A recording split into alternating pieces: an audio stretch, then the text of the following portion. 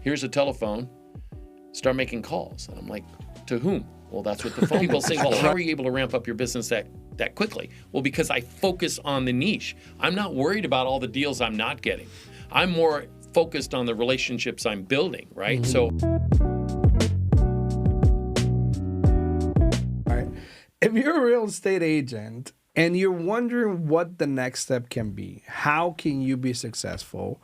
How can you do 20, 30, maybe 40 years in the business? And I'm talking about a business. I'm not talking about just doing real estate, but creating a business, doing systems, and growing your influence in others. Well, today I have somebody that has done that for the last 37 years. yeah, it'll be 38 in December. 38 in December. Mitch Schwartz, how you doing? I'm doing really great. Thank you for asking, and thanks for having me. No, my pleasure. I mean, it's a privilege to have you here. I mean, you're. I mean, I don't want to say you're an old school, but you're an OG. I'm old school. You're I'm an OG. 60. I'm old school. No, but it's so funny because we were just talking right now. We were talking about how you're getting into that niche, right, of what you want to do. But before we get into that, first of all, if you want to tell them who you are, what are you doing, then we'll get into the questions right now. Okay. Mitch Schwartz. I'm a senior-focused real estate agent in Las Vegas and a coach with Coaching Nexus. And I've been doing this, like you said, December will be 37 years. I've sold 3,200 and it's either 57 or 58 houses. Wow. 10 years in a row, I almost did 200 units per year. And then I was a traveling coach for MAPS coaching for a long time, coaching a program called BOLD across the country. I did that for 10 or 11 years. And I still travel and teach and travel and learn. What inspired you to coach? This real estate business has been really good for me. Okay. And I say that in all seriousness. In the first year, I did 0 transactions. I mean, nothing. I was broke AF. It was terrible. 38 years ago. Yeah. And I was broke, and I went to the Association of Realtors. I got this cassette tape series, and it said, you can have anything you want. I want money. So I'm listening to it. And the very first tape, Zig Ziglar, the guy who produced this tape series, says, you'll help enough people get what they want, you'll always get what you need. And I realized that that's how I was opposite of my business. I was so focused on me and the commission and everything. And when I finally listened to that one phrase like 10 times in a row in the car, I thought, that's where I'm going wrong. I'm just focused on me. And once I did that, it switched everything. So 38 years, going on 38 years, how different is real estate from where you started to now? The only things that are different are the tools. Okay. People are the same. Okay. People are humans. They have their fears. They have their strengths, and that's not just in with my clients and the public, because I work with a very specific niche. But the clients have the same discomforts and challenges and all that. And the real estate agents are the same, right? There's real estate agents who are willing to do whatever it takes, and there's some real estate agents who expect it to show up on a silver platter. And that happened all the time? Yeah, that's never changed. Okay. So I would say the primary reason why I finally, I would say, became successful was I realized not only was it not about me, it dawned on me from the beginning that I needed to hustle. I was told, here's a telephone, start making calls. And I'm like, to whom? Well, that's what the phone book is for. Right back then? The white pages. Yeah. Just pick a page and start calling. Well, what should I say? Those are farm. How about do you want to sell your house? And that's what I did. And I knew that that's something that had to be done, but I actually was scared half out of my wits. I was 23, 24 years old. I went to work at a telemarketing company selling pens and pencils from 5 a.m. to 1 p.m. every day, Monday through Friday. Calling so I could get used to being on the phone. Wow. You just got to do what you got to do. You got to do what you got to do. Exactly. Now, let me ask you this with the coaching. What is your intention when you were coaching? I don't know if you're still doing it, but I think you mentioned that. I do. Okay. Yep. So with coaching, what in your mind, what is the outcome you want to see in people? I want people to be able to think bigger. I want people to operate it like a business. One of the things I've learned over my bazillion years in this business is that real estate agents tend to fall into one of two schools. Okay. They're either, hey, I'm this chick who sells real estate and that's what I do and it's fun and I drive a fancy bougie car and wear nice dresses and look cute and I sell a house here and there. Okay, that's okay if that's what makes you jam. But if you really want to have meaningful world, have a life worth living, it has to be operated like a business. Yeah. That means you have a start time and a stop time. That means you take days off, you take vacations. And I don't mean take a vacation where you're in Cancun and you're still taking phone calls. I mean take a vacation where you're on vacation. And so I like to help agents get there. Okay. And I think I brought a couple of books with me because these books have been instrumental in my world.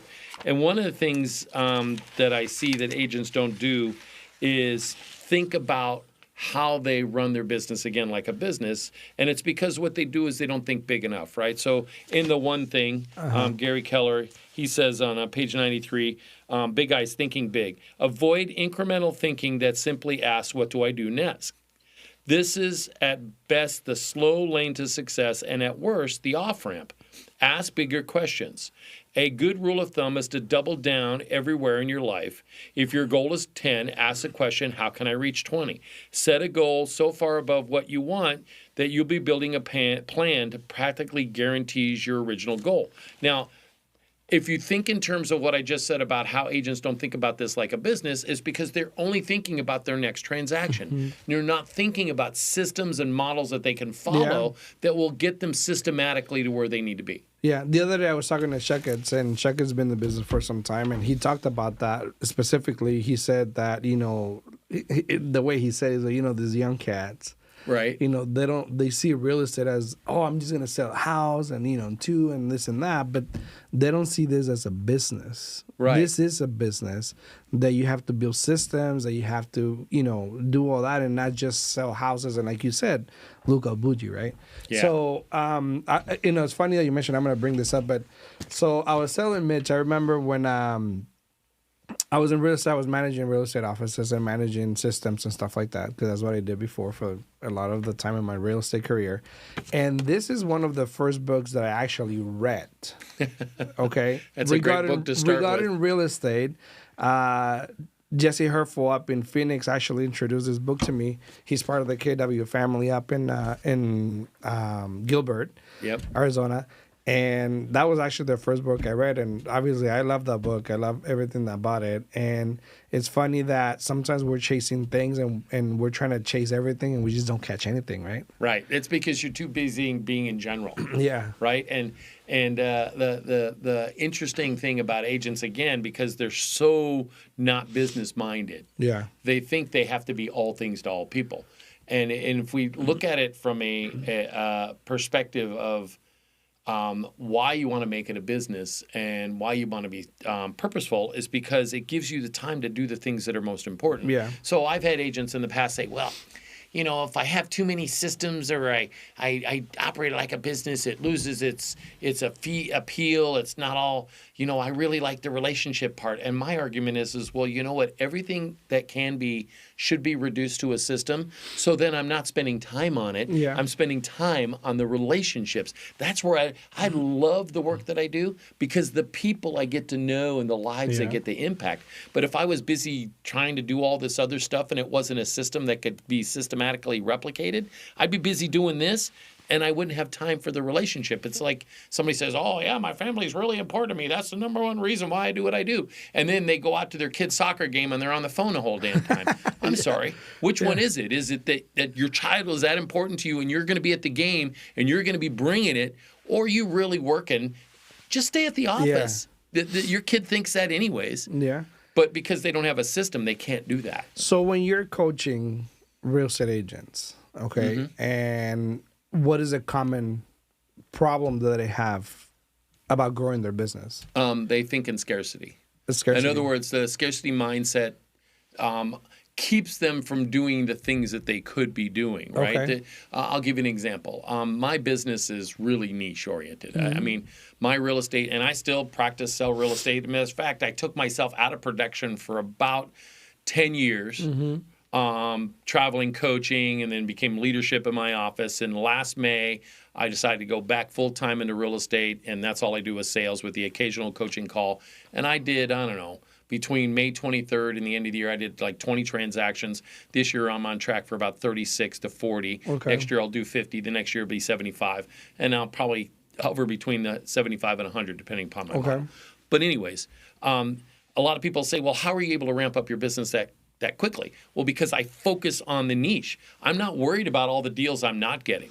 I'm more focused on the relationships I'm building, right? So I focus on seniors, estates, and probates. And if you're not a person who's like over 55, it's not like I'm going to tell you no. I'm going to think hard and fast about why it's relevant for me to help them when my knowledge base is older professionals, and I likely will refer them to somebody else. Okay. But agents think, oh my God, you're losing business, you're losing business. No, I get more business because I'm the expert in my field as opposed to being the generalist everywhere. Yeah. What is it they say? The jack of all trades, master of none. I am the master at senior real estate. You are.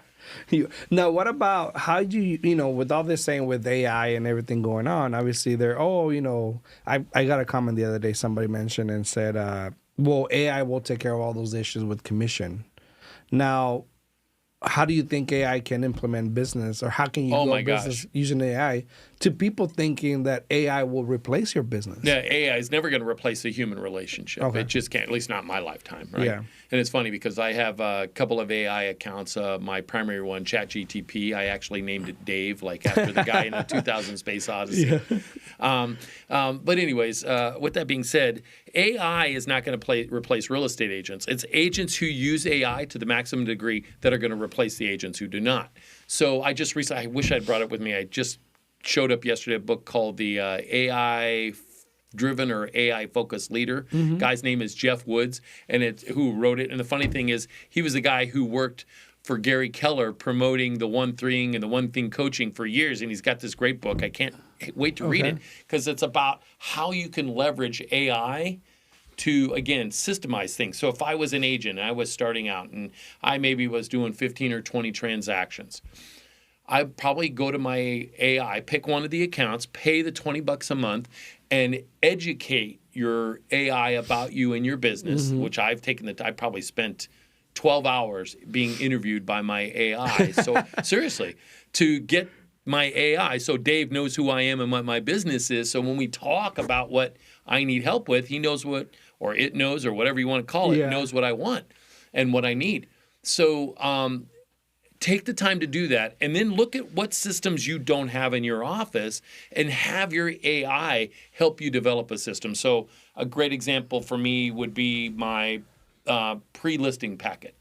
So right now I know just from being around the country that only about 5 or 6% of the agents out there send out a pre-listing packet. Okay, that's great. very old school. Well, because it separates everybody and it takes time, and people aren't willing to do it. So I went and educated my AI, and we talked about things that would be needed in my pre-listing book packet.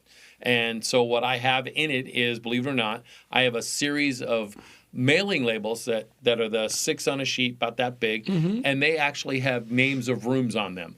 I got a sheet of 6 that say living room, sheet of 6 that say primary bedroom, and I have them for all the rooms in the house. And I send that with the pre-listing packet so sellers can peel and stick on boxes and make their lives easier when they're packing up. Good. Well, my AI and I thought that would be important for my senior clients. Yeah. And guess what? They love it. Yeah. They absolutely love it. But that's how you use AI. Educate it. It's very specific. Very also. Oh, yeah. Well, the prompts are what is going to get the action. So educating the AI first, and then from time to time, I'll even say, so what else do you need to know? Should we have another interview? And I'm doing that because I always want the AI being educated. And then once you do that, figure out with the niche how to pull from your AI with the right prompts. Don't get me wrong. AI still helps me with email, still helps me with content for classes, still helps me if I'm struggling with finding the right question to ask a particular coaching client. And so AI is not going anywhere, but agents who don't use AI are going to go bye-bye. Now, I'm sure you know, but we have a real estate school. And, fantastic. And we're seeing about 80 to 100 a month. Oh, that's pretty strong. Yeah, for the times. So new agents, we had new agents go into the market right after the crash. We had new agents go into the market right before COVID, right? Oh, sure.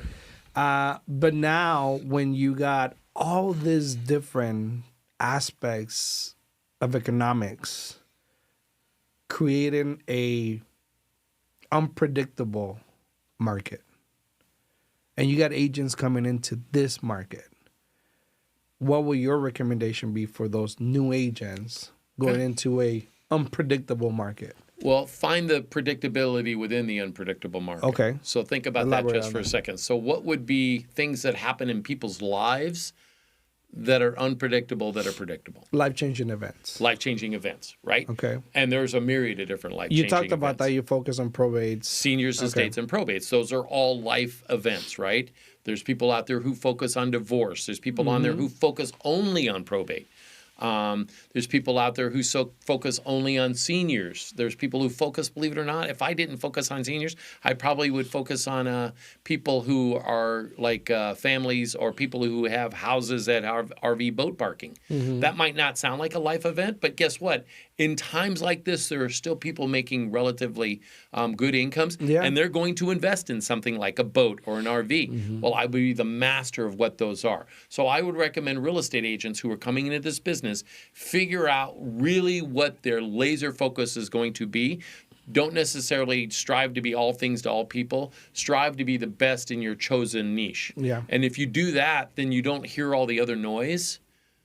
And then you get to focus on what matters most. And focus, right? That's focus. All It's laser focus. That's the beauty about the one thing. Yeah. Gary Keller even talks about it in A Millionaire Real Estate Agent and in the Shift book, believe it or not. And these are, so you can have a focus within a different, specific niche, and then you can still use some of the tools. Yeah. So in Shift on page, I think it's 71, Gary talks about the 7th level open house.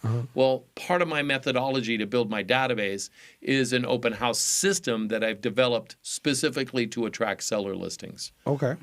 not to get the buyer listings. Buyers are fine. They're going to show up, and that's great. Yeah. But because I choose to be a seller listing person, all of my transactions this year have been seller sides, except for one. And speaking about that, is that something that you recommend? I know we always talk in our office, and I'm sure you guys do too, but focus and it goes back to focusing on what you want to do. Do you want to be a listing agent? Do you want to be a buyer's agent, right? And finding that difference, obviously we say what? If you take listings, you control the market. 100%. But Right. there's a lot of people who like to work the buyer sides. They feel it's more touchy-feely. For me, that's part of the reason why it's the turnoff, is I am... The touchy feeling? Yeah. I mean, I love being caring and all that stuff for my clients, but I don't feel the need to fake it when it comes to just anybody. So so I've developed that. But I'll also say that, when I first got my real estate license, I was driving a motorcycle. And those of us who remember being back in business back then, you actually were expected to stick your buyer in your car and drive them around. Well, I mean, when I got into business, we still do that, but not anymore, right? Well, how am I going to, all 6 of us ride in the back of my motorcycle? And I couldn't ask them to drive, so I literally forced myself to get good at becoming a listing agent and develop that. That's what I like. But you got to ask yourself, where's your behavioral style? What is it? Are you better with systems? Are you better giving somebody advice that way? I like the sellers because they actually have something tangible. Yeah. It's something I get to market, Of all the books you've read and thought, with agents and help them grow, which one would you say has been the most instrumental? Well, instrumental, I would say The Millionaire Real Estate Agent, still to this day. What is it for those that have not read The Millionaire Real Estate Agent? What is it about that book that? Okay, so the great thing about this book, it's written as a business book, not necessarily as a real estate agent book. Gary Keller, who owns Keller Williams Realty, wrote it with Jay Papasan, and their focus, of course, is real estate agents because they're in the real estate business. But Gary specifically wrote this book. It is the best business book you can read because it's all about developing a database, a relationship. I mean, think in terms of a doctor. If a doctor is building their practice, they're building a group of people who see him as the authority in medical, right? Well, when he goes to sell his business, is he selling the equipment? No, he's selling the relationship that he has with those people. Yeah. So that's kind of what we need to do as a agent, right? So I'd say that book probably had the biggest long-term effect for me. But then there's other books, and I actually see one on your shelf over here, Traction. Oh, yeah? Yeah, by Gino Wickman. That book made a big impact for me on how I coach clients who are on teams or building teams or in partnerships. So that's a great book that made a huge impact on that part of my business. Okay. And then getting into real estate now, a little bit, 2025, 2026. Right. Markets all whack, right? Well, it's all whack because agents are allowing to be whacked. Well, I mean, and then you got the media and you got all this thing that's getting in people's heads, right? Yeah. So what would you say the market will be for the next 6 months? What do you think is going to happen? It's going to be tight. I think it's still going to be tight. The challenge is NAR says only like 6 or 7% of the agents in this country have sold a house or more this year. Yeah. And it's funny because when I hear that, I think to myself, well, that's weird because I'm on track to do 36, 37. Why is it that I am instantly able to go out there and start producing business and agents are not? So if agents are going to sit around and hope that the business happens for them, it's going to be a real tough business for them. But if they're of the opinion that they got to hustle, they're going to make money. So I would say that if I had my prognosticator goggles on, it's going to be flat for probably the next 2 or 3 years. Okay. Until the rates get down somewhere closer to 6 consistently. Yeah. Well, I don't think we're going to get out of the 6 for next year. So. Yeah. As long as we get down close to, maybe just under or just over, 6 1/8, 6 1/4, I think we'll be better than where we've been flying around right now. There's something about that number that shifts, but you know what? There's still people who need to buy and sell. Yeah. So, and there's still people who want to buy and sell.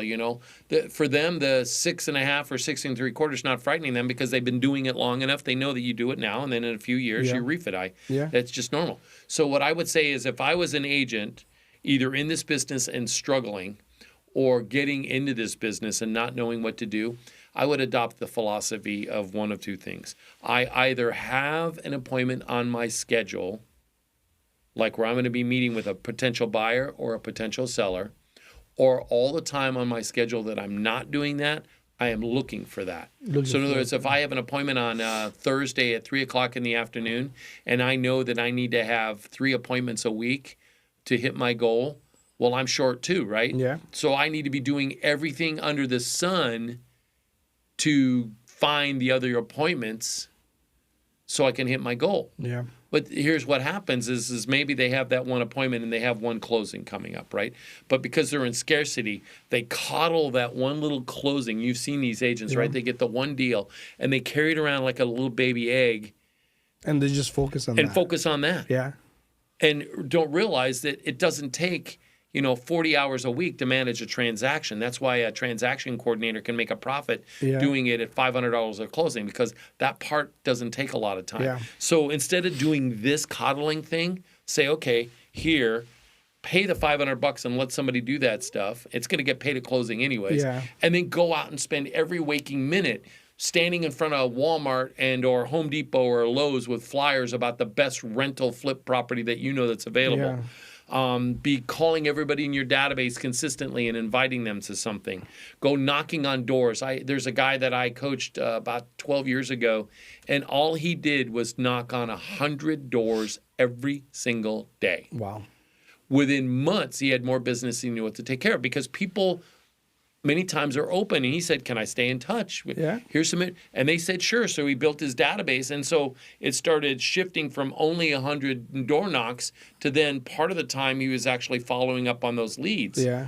And eventually built a database of about 3,000 people. And now he's not knocking anymore. All he's doing is calling people up and building relationship with them, like Gary teaches us in the Millionaire Real Estate Agent. So you need to be on appointments or finding ways to get them is really what it boils down to. Mitch, you're very smart. I appreciate you being here. Obviously an honor. And thanks. Any last message you want to give to the audience? I know you do coaching, so if you want to oh yeah, I mean, I do have a couple of slots open. Not a lot. The phone number to reach me at would be 702-303-0040. Feel free to reach out again. That's 702-303-0040. But beyond that, what I would say is find your niche. Like, really, what is it that you can do that excites you, gets you business, and really serves a community? And there's probably 200 or 300 different niche. Stop worrying about the business you're not going to get if you focus on the niche, and start getting excited about the business you will get if you do actually have a niche. Ladies and gentlemen, Mitch Schwartz, Alfredo Rosales. See you guys in the next one. Show.